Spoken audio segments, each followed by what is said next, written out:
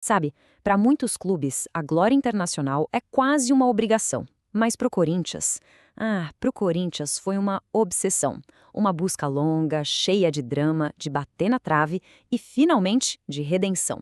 Então, bora mergulhar nessa jornada épica do Timão pelo cenário mundial. Para a gente entender essa busca do Corinthians por um título continental, primeiro a gente precisa entender a alma do clube. E essa citação do Nailson Gondim, ela diz tudo. Não é só futebol, sabe? É uma identidade, é quase uma religião. E foi isso que transformou a Copa Libertadores num sonho que chegava a doer. A nossa análise dessa saga vai se desenrolar em 5 atos. A gente começa lá nos primeiros passos, passa por um título mundial totalmente inesperado, atravessa uma década de frustração até chegar na conquista invicta que mudou tudo e, claro, consolidou um baita legado. Bom, é aqui que tudo começa. A nossa jornada parte lá das primeiras e olha, muitas vezes, bem difíceis tentativas do clube de brilhar num palco que se mostraria um desafio gigantesco.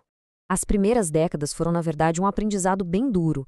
A estreia, lá em 77, foi só para sentir o gostinho. Depois de um tempão fora, os anos 90 trouxeram uma nova esperança. Mas também trouxeram quedas bem doloridas. Eliminações para gigantes do continente e, o que doía mais, uma derrota nos pênaltis para o maior rival, o Palmeiras.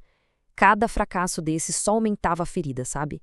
E aí, a história dá uma virada completamente maluca, porque antes de conseguir conquistar o continente, o Corinthians teve a chance de conquistar o mundo. Isso mesmo. Acontece que, por uma circunstância muito específica, o clube foi indicado pela CBF para representar o Brasil no primeiro torneio da FIFA.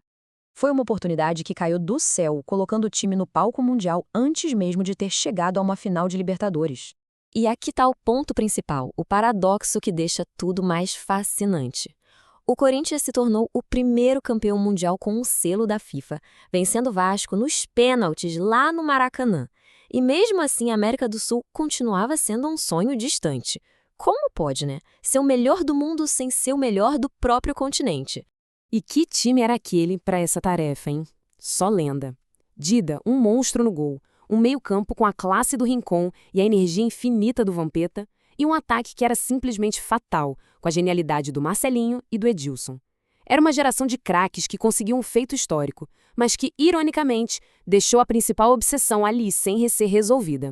Bom, depois da glória mundial, todo mundo esperava que a conquista da América fosse o próximo passo, né? O caminho natural. Mas o que veio a seguir foi uma década de frustração que testou os limites da fiel torcida. Esse período foi brutal. Em 2000, mais uma eliminação dolorosa para o Palmeiras. Depois, 2 quedas seguidas para o River Plate, uma delas com uma polêmica de arbitragem gigantesca. Mas o fundo do poço, de verdade, vem em 2011, a eliminação inacreditável para o modesto Tolima, antes mesmo na fase de grupos. Cada queda dessas tornava a obsessão quase insuportável. Essa pergunta ecoava por toda a nação corintiana. Aquele sonho, aquela busca que não parava, parecia ter virado um fardo pesado demais, talvez até impossível de ser conquistado. Será que era uma maldição? Mas no futebol, assim como na vida, a redenção muitas vezes chega quando a gente menos espera. E em 2012, o Corinthians não só quebrou a tal maldição, como fez isso de um jeito que ficou para a história. O ponto-chave é esse aqui: 0. 0 derrotas. Depois de décadas de sofrimento, o time do Tite conquistou a América de forma invicta. Uma campanha impecável, com uma defesa sólida e um poder de decisão absurdo. Foi a perfeição como resposta para tanta dor. E que campanha! Nas oitavas, passaram pelo Emelec.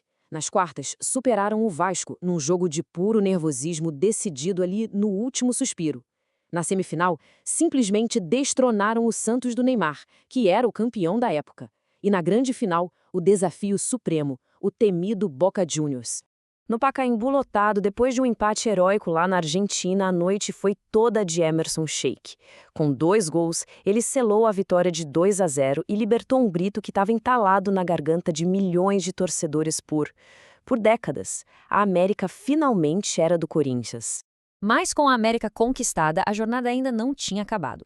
O próximo passo era o mundo, só que dessa vez pelo caminho certo, digamos assim. O adversário na final do Mundial da FIFA era ninguém menos que o poderoso Chelsea, campeão da Champions League.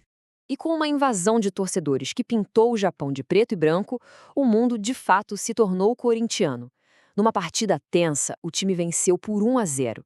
A vitória foi construída com uma atuação de outro planeta do goleiro Cássio, que foi eleito o melhor do torneio, e, claro, coroada com aquele gol de cabeça do Paulo Guerreiro, que garantiu o bicampeonato mundial.